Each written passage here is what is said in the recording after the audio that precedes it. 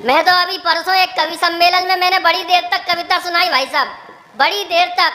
1 घंटे कविता सुनाने के बाद भी किसी ने ताली नहीं बजाई तो मेरा दिमाग खराब हो गया। गुस्से में मैं जोर से चिल्लाया कि लगता है यहाँ जितने बैठे सब कसम खा के आए कि ताली नहीं बजाएंगे, लेकिन मैं भी कसम खा के आया कि ताली तो बजवा के रहूंगा, नहीं तो किसी बिल्डिंग से जाके कूद जाऊंगा। बाजना का कोई व्यक्ति था वहां पे फंसा हुआ।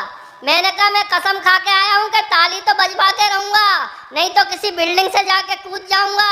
वो बाजना का व्यक्ति उठा, बोला साथ चल धक्का मैं लगाऊंगा।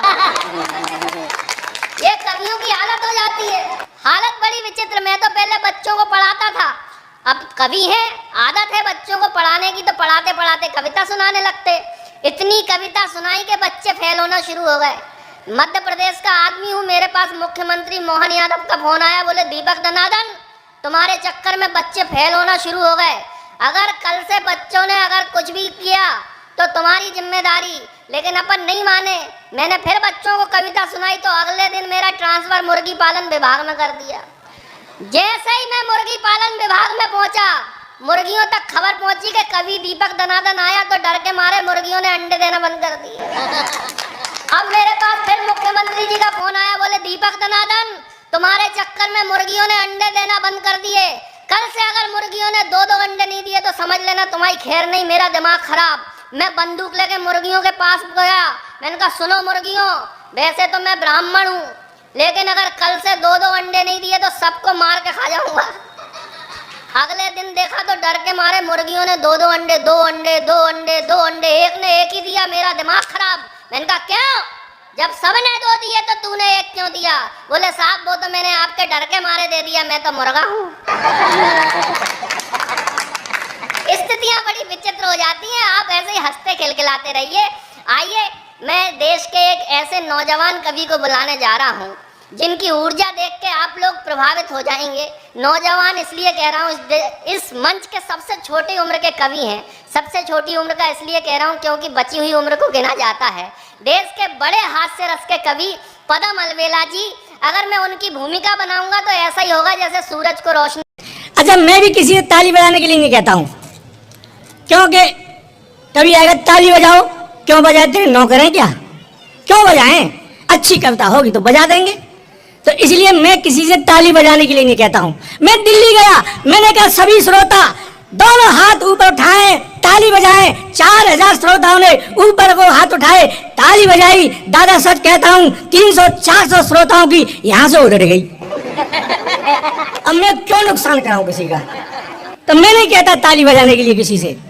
मैंने तो ताली बजाने का एक कोड वर्ड बना रखा है। जब मैं ऐसे करूं, समझ लो तुम्हें ताली बजानी है। एक बार रिहर्सल करते हैं जोर से। बहुत अच्छे, बहुत अच्छा, बिल्कुल इसी तरह से जिंदे रहो।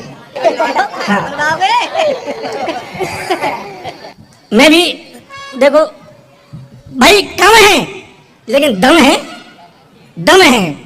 और मुझे तो ऐसा लग रहा है ये मुरेश ही नहीं, पूरा हिंदुस्तान मेरे सामने बैठा हुआ है।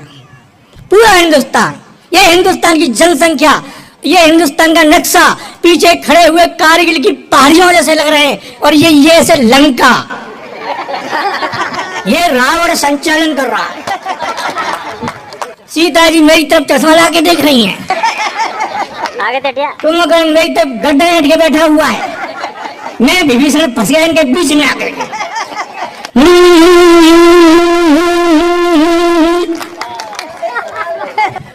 देखो मैं हास्य का कवि हूँ, वास्तव में टेंशन नहीं देना चाहिए। ये टेंशन बहुत ही बुरी चीज होती है। आदमी को हंसते रहना चाहिए हर समय, चाहे सुख हो चाहे दुख हो।